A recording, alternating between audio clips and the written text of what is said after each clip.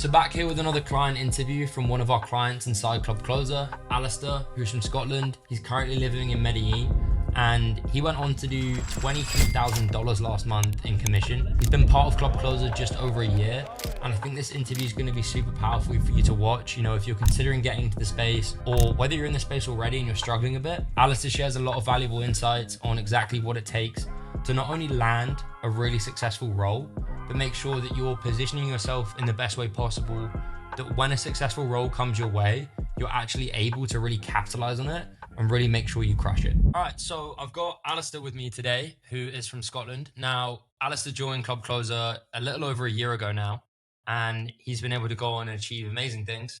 He's currently in Medellin. I think he did around 20, he'll tell you the exact number, but around 20K last month, which was January, just a little over a year from when he joined.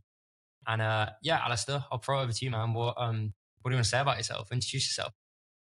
Yeah, so as you say, name's Alistair. I'm from Edinburgh, Scotland, or a town just outside Edinburgh. Joined Club Closer, yeah, just over a year ago. Prior to joining, no sales experience, no sales background. Obviously went to university in the UK, did like your kind of standard business degree, and then finished and realised everybody and their mum's got a business degree. Went into like a standard kind of 9 to 5 graduate type role with like a UK house builder company. And I had like a side hustle doing social media marketing on the side. So I kind of had a little two things going on. Obviously, seeing Marcus and his ads talking about learning high ticket sales and learning that skill set, and I just thought it aligned really with who I am and what I wanted to do. So I went all in, and yeah, in the last year, I've went from earning maybe 3 to 4K a month in pounds, 3,000 to 4,000 pounds, to last month just less than £20,000 in a month. So it's been quite an incredible kind of growth and journey since joining Club Closer, and it's definitely been the kind of best thing I've done career wise in my life. Yeah, man. And honestly, credit to you, because I think out of most people we've had ever join Club Closer, you're probably one of the hardest workers and the most dedicated. I mean, you were probably the exemplar client. You know, anyone on the team said jump, and Alistair was always like, how high? So credit where credit's due. You put in the hours, and it's definitely paid off.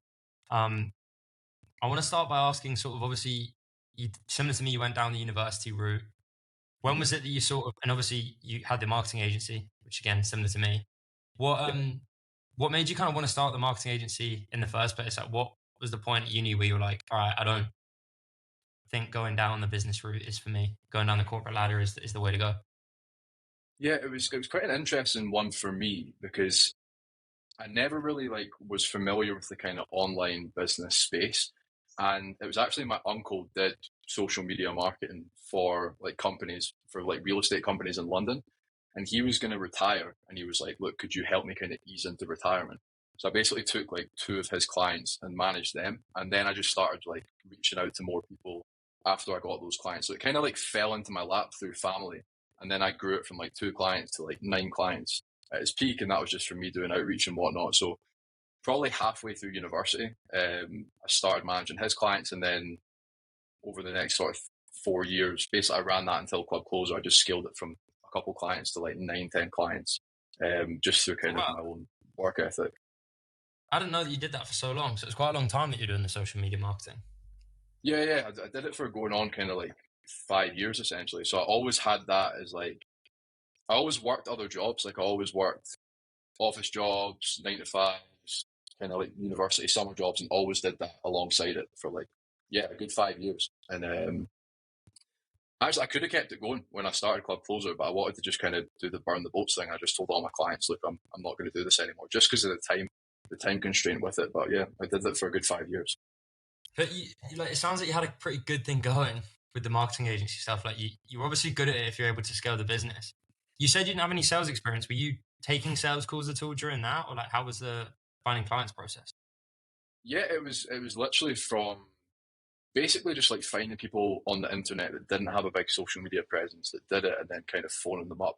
So I guess you could put it down to like a bit of sales experience, but I never had like a sales job. But yeah, I would kind of phone up businesses and see if they would want social media marketing, and obviously I had some clients that I could reference and things like that. So that would probably be like a little bit of sales experience. But yeah, it all came about just from a couple of clients my uncle had, and then from there just phoning people up, cold calling, reaching out to people. I'd And yeah, say you it underselling wasn't.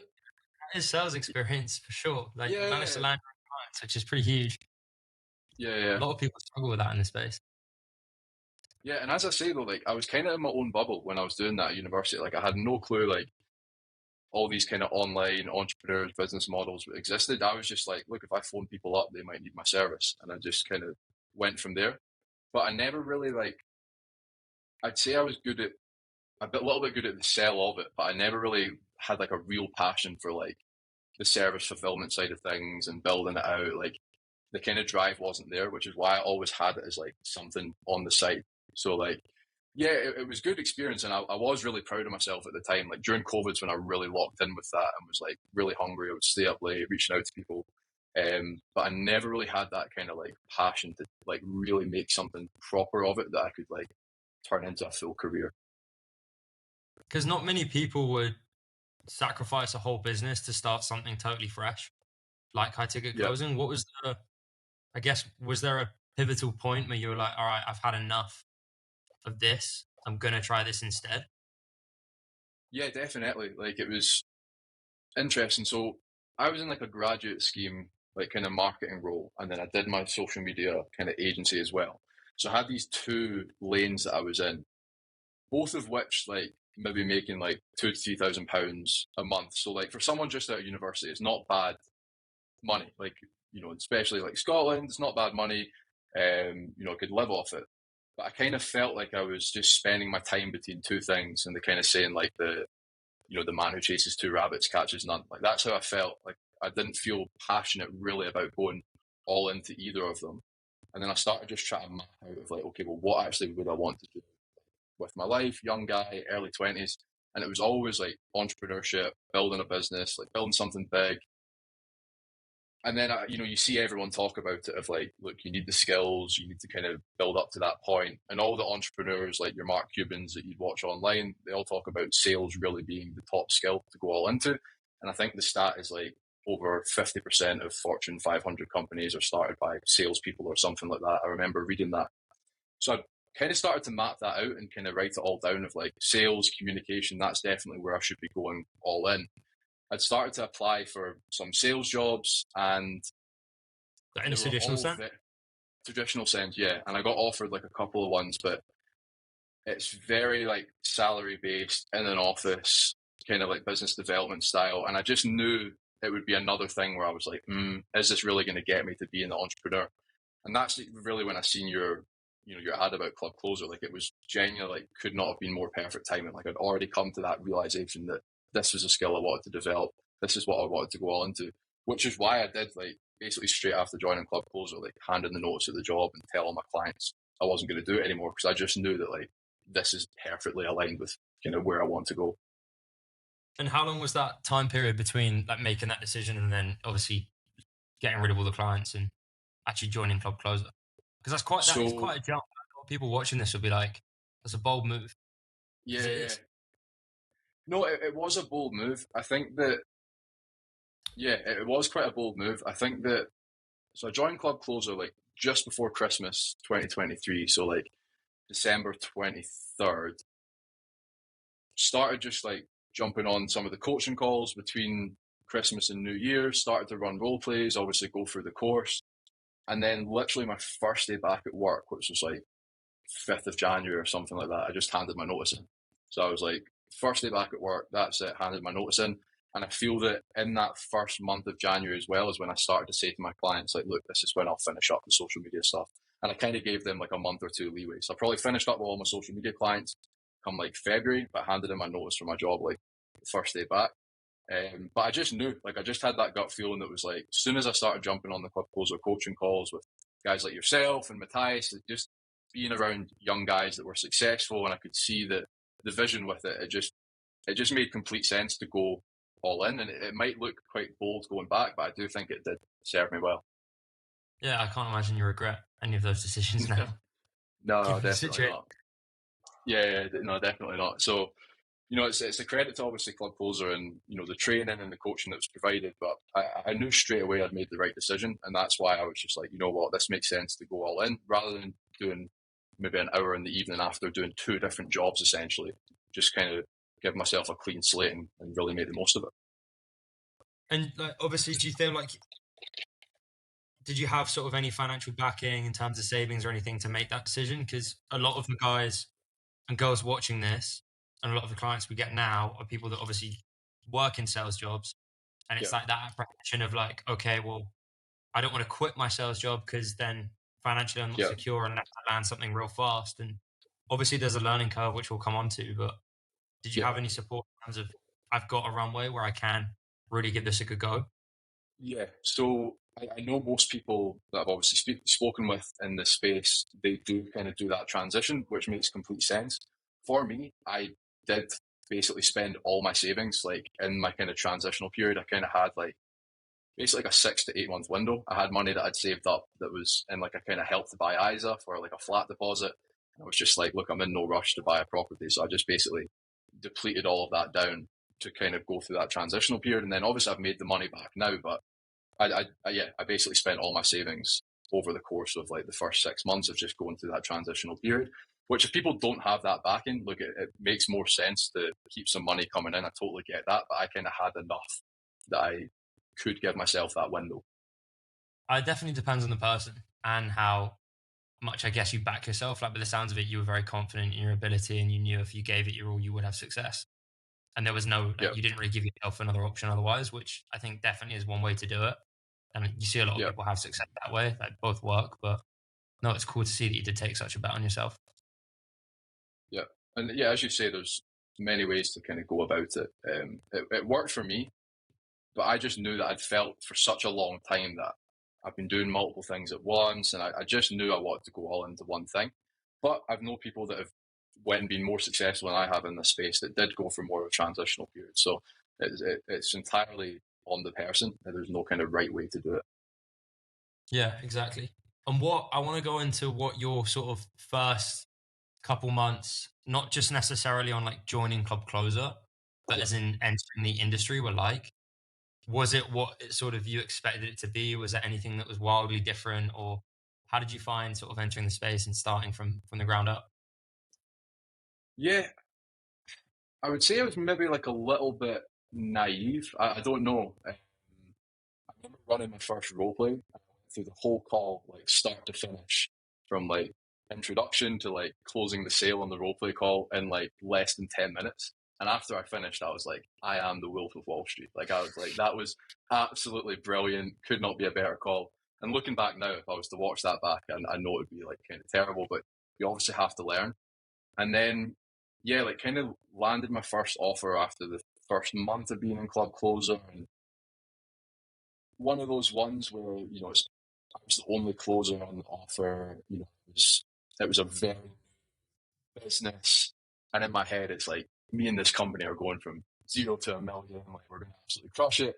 I look back now and know that I wouldn't really have been able to see success there. Like it just wasn't doing enough money for me to actually make anything from it.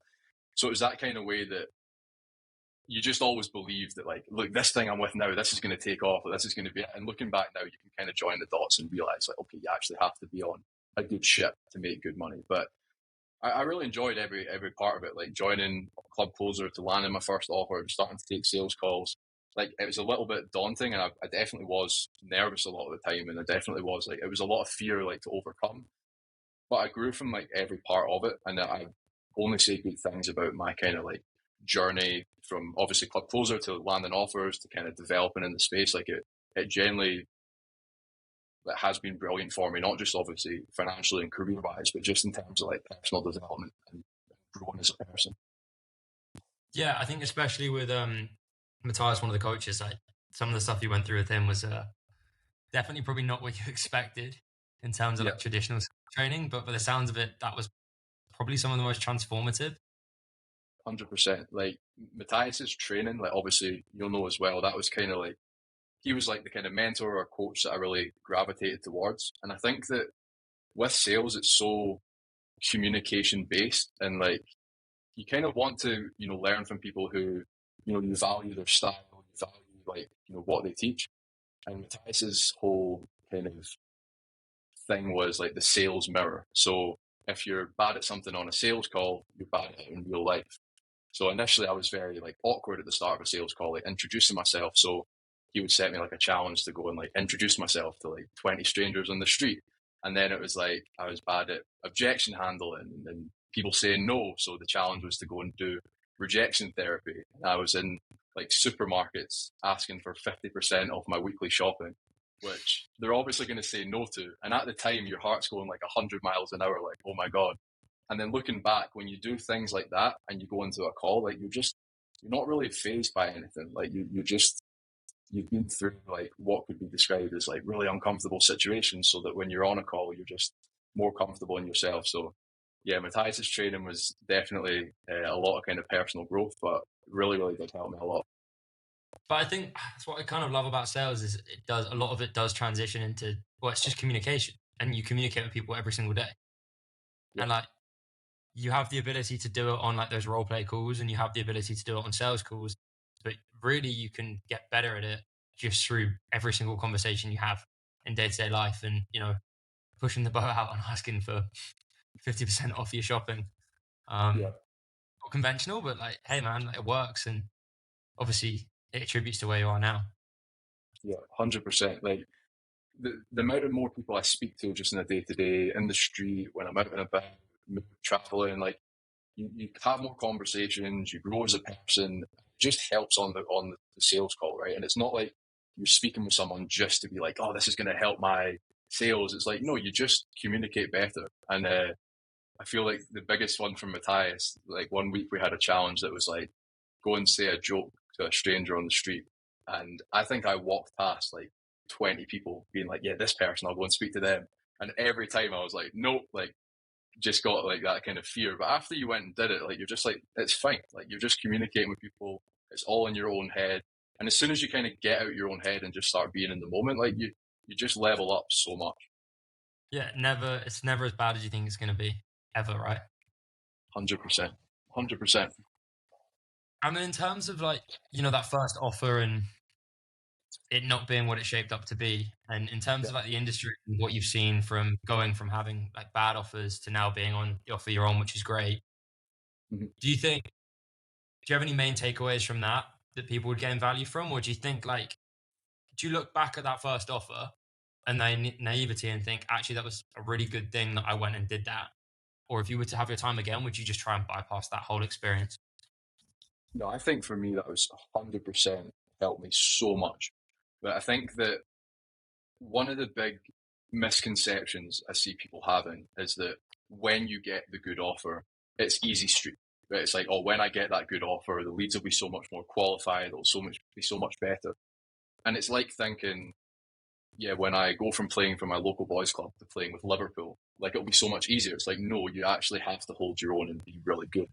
And I think that what served me well with that first offer was I never thought the offer was rubbish. Like I never thought, like I never put blame onto the offer, and I would show up every week, as I'm sure you know, like with call recordings. How could I get better? How could I improve?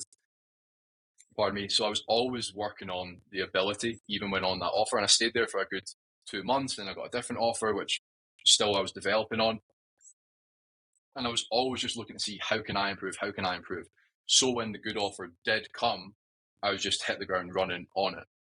But if I would immediately out the gate went for a good offer, I wouldn't have performed. There's not a chance I would have been able to hold my Yeah. spot on the team. So yeah, the biggest thing I would say to people is like, don't think you're too good to basically get in the trenches on an offer like that, because it will grow and develop you like a crazy amount, so that when the good offer comes, you really can't crush it.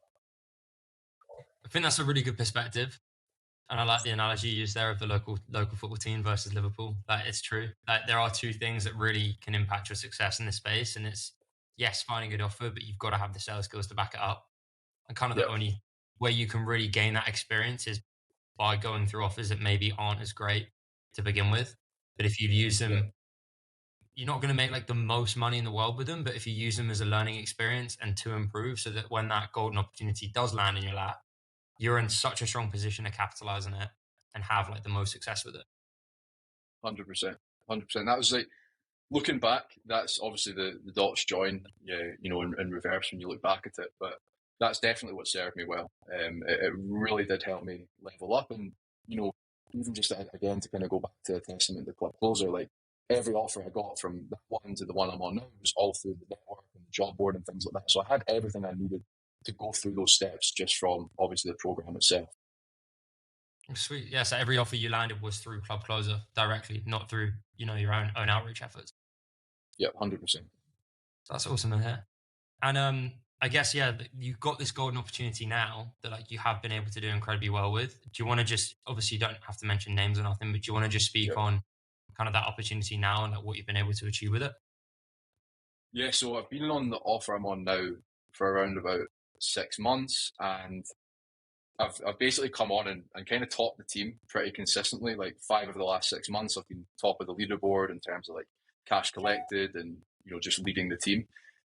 Last month I hit $23,000 in commission, which is like £18,000, which is pretty insane. And yeah, it definitely just came from like that hunger of like I was looking for this opportunity, I was waiting for it, I was getting ready, and then when it came, I was like, look, I'm not going to let this pass me by. And I genuinely think that's what's allowed me to go to the top of the team the way I have. And I think I shocked everyone at the company I'm with. I think that there was talk of like this guy doesn't really have the experience. Like the other guys in the team had been on pretty top offers in the space, and I just came in with that kind of hunger and that drive and just gave it absolutely everything. And I've really just over the last 6 months leveled up in an incredible amount. And yeah, really, really enjoying it. And it definitely like it kind of plays perfectly to what you just said before around going through those other offers, getting your experience up so that when this opportunity came, you didn't quite say it, but like the first month you topped the team. Yeah, Like if you didn't have the experience and you weren't ready for the opportunity, like you wouldn't have been able to do that. exactly. Exactly. And I think that's because when I speak with guys in the team, like obviously at the company, they're like, oh, I can't believe you had no experience and you came in and crushed it. But I don't think they really realize like how much work I put in for like the 6 or 8 months like prior to getting on, because they just look at it like people come on board usually have tons of cash collected and been on great Metrics. offers. Yeah, yeah. And I didn't have the metrics to back it up. Like I really didn't. So I came in and absolutely crushed it and top of the team. I think it just goes down to like energy, having the ability and sacrificing a bit more than maybe other guys in the team. Like I definitely was putting more forward. And then, yeah, I think it definitely kind of shocked them all at the team a good bit. And you don't want to be the flash in the pan. So I kind of had that hunger after it. I don't want to just be new guy, lucky, gets the first one. So over the last 6 months, it's just about, look, I really want to cement myself as the top guy in the team. Yeah, definitely. And I feel like that's a lot of people's apprehensions is like, well, if I'm new entering this industry or I'm just starting out and I don't have any sales metrics to back it up, like there's no chance in hell I'm getting hired.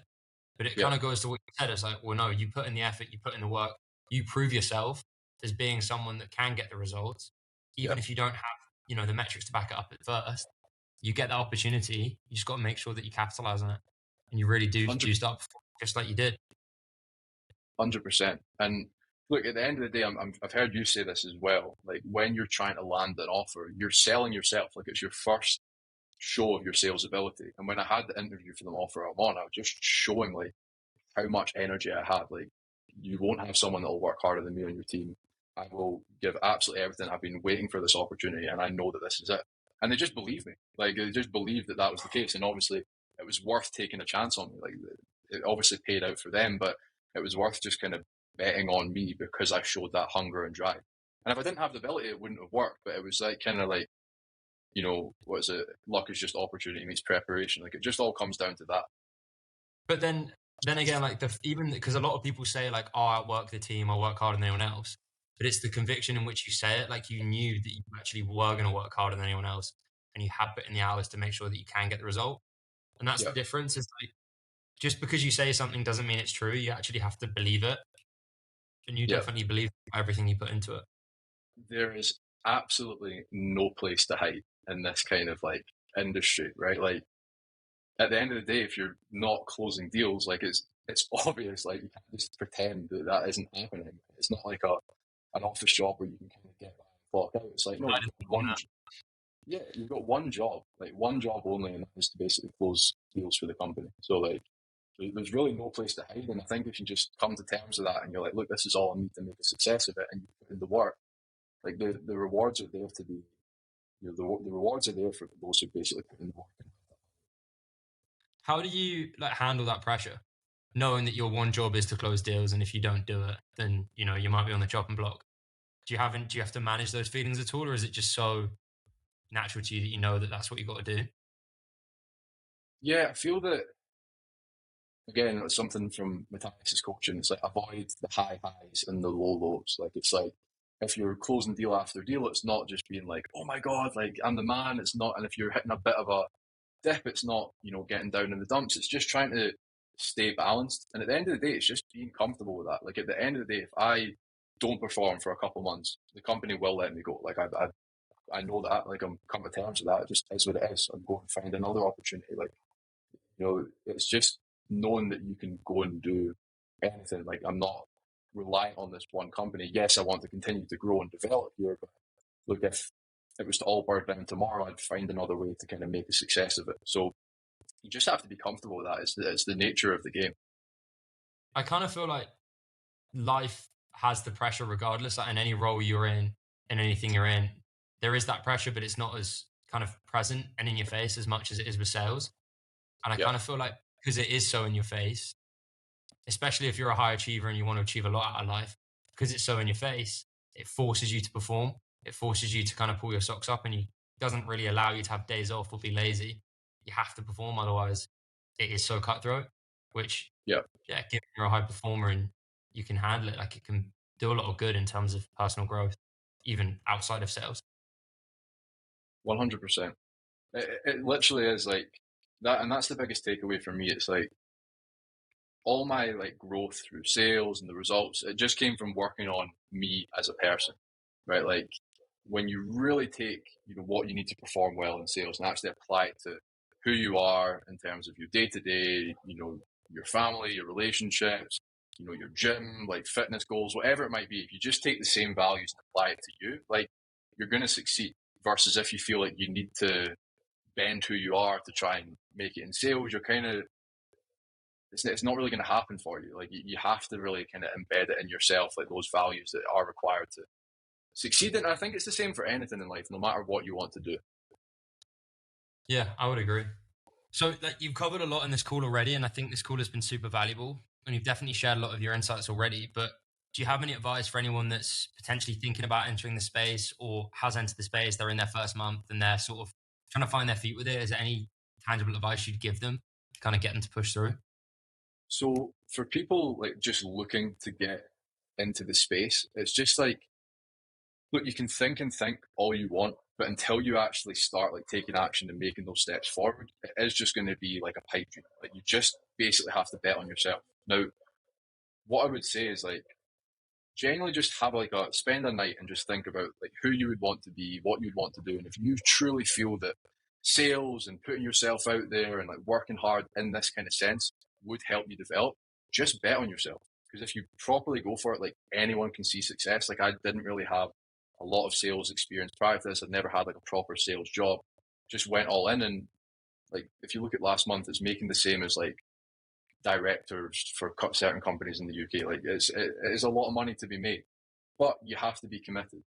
Now, for people that are already in the space that are struggling, it's like, look, seek feedback from people who are where you want to be. Like they kind of, not to just throw quotes at you, but the quote is like the magic is in the work you're avoiding. Like, are you reviewing your calls? Are you reviewing your role plays? Are you going to mentors? Are you asking for them to give you help? Are you genuinely putting in the level of work required that the top guys are? Because if you're not, you're maybe cutting yourself short a little bit. So for anyone that's on the fence, look, you just have to bet on yourself and go all in. To anyone that's struggling a little bit at the starting blocks, look, I ate, sorry my language, I ate shit for like 6 months. Like I spent all my savings, like, and now I've come out the other end and crushed it.